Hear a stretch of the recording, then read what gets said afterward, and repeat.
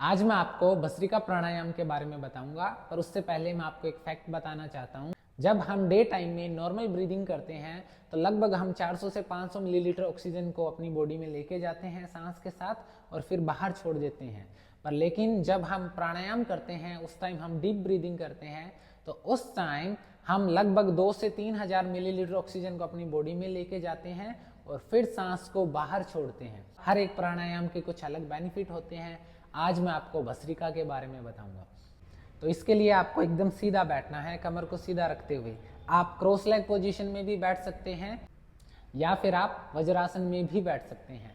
इसके बाद आपको अपने हाथ घुटनों पे रखने हैं, बॉडी को स्ट्रेट रखना है, पूरा गहरी सांस अंदर लेनी है, फिर फोर्स के साथ सांस को बाहर छोड़ना है।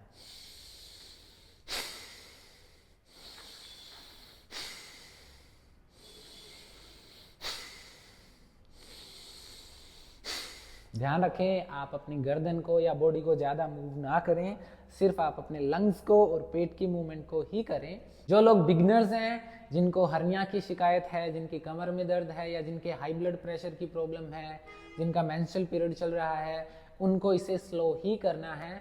उसके अलावा अगर आप कंप्लीटली फिट हैं तो आप इसकी इंटेंसिटी या स्पीड को बढ़ा सकते हैं।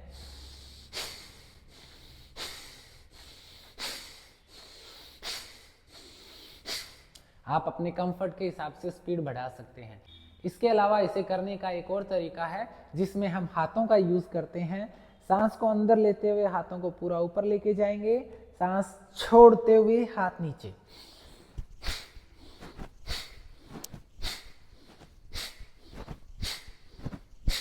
स्पीड आप अपने कंफर्ट के हिसाब से।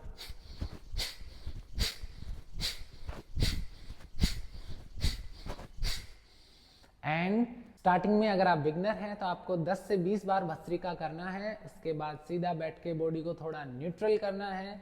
लगभग 1 मिनट का गैप लेने के बाद आप सेकंड राउंड शुरू कर सकते हैं और इसके आप 3 राउंड लगा सकते हैं। और अगर आप कंप्लीटली फिट हैं तो आप धीरे धीरे अपनी इंटेंसिटी बढ़ा सकते हैं, जिसमें आप हर एक राउंड में 30 से 40 भस्त्रिका करने के बाद गैप लेंगे, फिर second round and then third round. भस्त्रिका प्राणायाम से आपके लंग्स की क्लींजिंग होती है, आपके लंग्स जो है वो मजबूत होते हैं। इसके अलावा आपका इम्यूनिटी स्ट्रांग होता है, आपकी बॉडी में ऑक्सीजन लेवल बढ़ता है, मेंटल क्लियरिटी भी आती है, आपका डाइजेशन इंप्रूव होता है, वात पित्त कफ के जो आपके बॉडी में दोष होते हैं उनमें बैलेंस बनता है। ध्यान रखें अगर आप भस्त्रिका प्राणायाम कर रहे हैं तो आप अपने खाने को कम से कम 2 घंटे पहले खाइए, उसके बाद में प्रैक्टिस करनी है। 2 घंटे का गैप बीच में जरूर होना चाहिए।